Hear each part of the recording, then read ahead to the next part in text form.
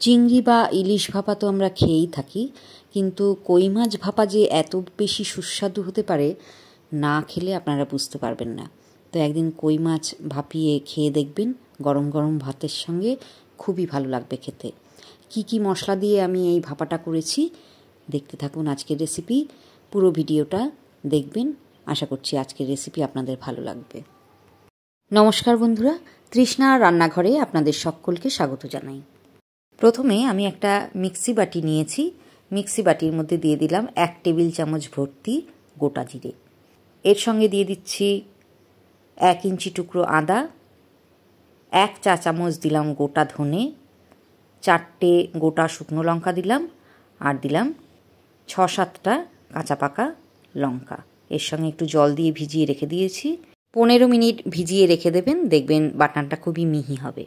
এবারে দিয়ে দিচ্ছি 7-8টা গোলমরিচ।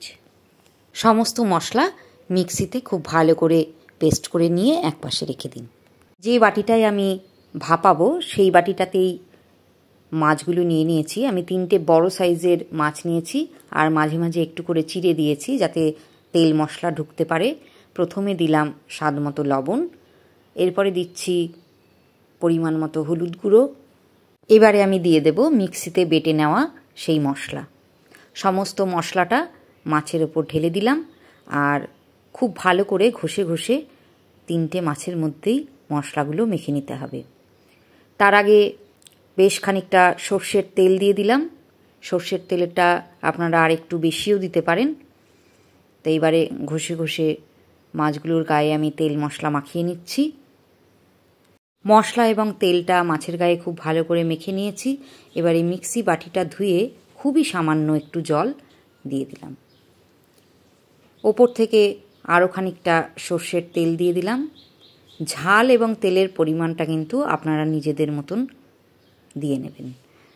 যেমন যেমন খাবেন, তেল একটু বেশি খেলে আর একটু তেল দেবেন, এবং ঝাল যদি কম খান তাহলে লঙ্কার পরিমাণ কমিয়ে দেবেন।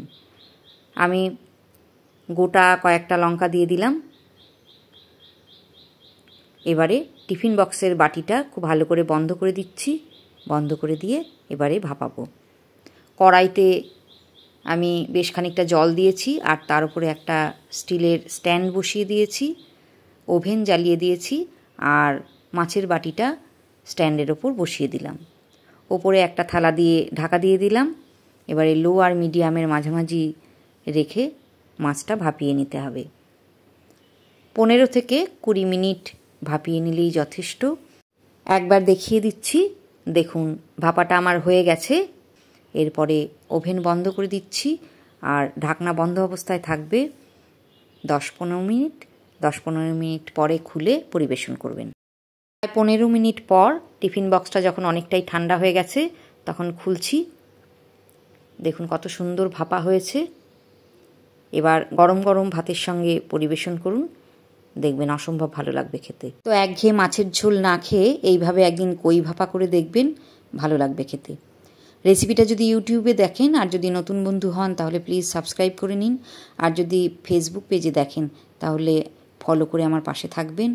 ভালো থাকবেন, সঙ্গে থাকবেন, আবার দেখা হবে।